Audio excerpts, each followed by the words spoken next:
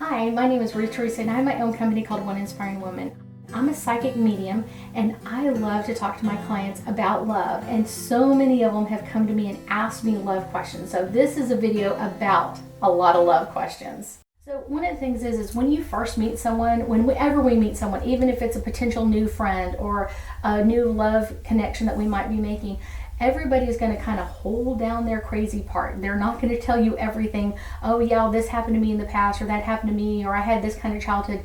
They're going to kind of hold down their crazy, but everybody's going to have a midline of like, this is their potential in life.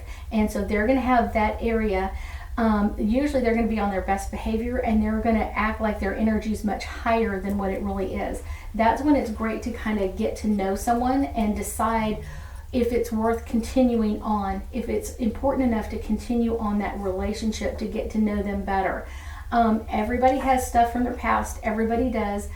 It's one of those, it's important that you understand what they're bringing into the relationship and are you willing to accept that.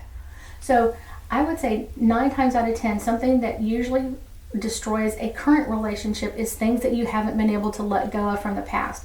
So if your ex cheated, you're more likely to bring that cheating kind of energy and always expecting your new mate to be cheating on you. Or if your last partner went back to their ex or something else, it's one of those, whatever happened, you're going to bring in that kind of baggage into the current relationship, and usually what you end up doing is destroying your current relationship. If you're always expecting your partner that they've cheated on you and they're 5 minutes late from work and you're freaking out over it, that partner's going to be like, this is crazy, I don't want to deal with this. Or hey, I caught a train and couldn't get home in traffic, or I caught an extra light and I'm just a few minutes late, but you're always expecting that. Eventually they're probably going to be like, I just need to cheat because that's what she's expecting, or that's what he's expecting, so might as well just cheat. It changes the energy. Anything that you do that constantly on, that energy is already affecting your relationship.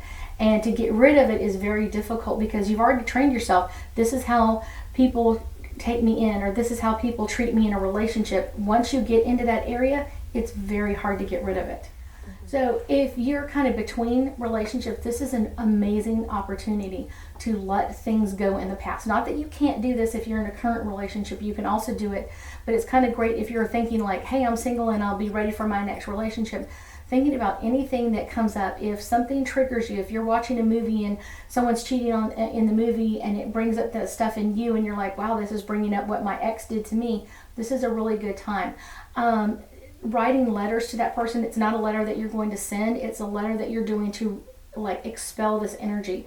And if you say, well, my ex dishonored me several times, or didn't honor what I brought to the table, or didn't really listen to my side of the story when we were talking about something, that's a really great time where you can say, I'm going to write letters about this and kind of let it out. Like, you can write a letter like, I hated when you did this, or it made me feel like a child, or it hurt my feelings, and now I'm able to express it. And even if you're like, man, they did this to me 100 times, you might write 5 or 6 or 10 letters, and eventually you're going to get to the point where you're just like, I'm over this. I'm not feeling this anymore. That's when you know that you've let that energy go and released it. So now you're ready for the next thing. But you may have several relationships that you need to do this on.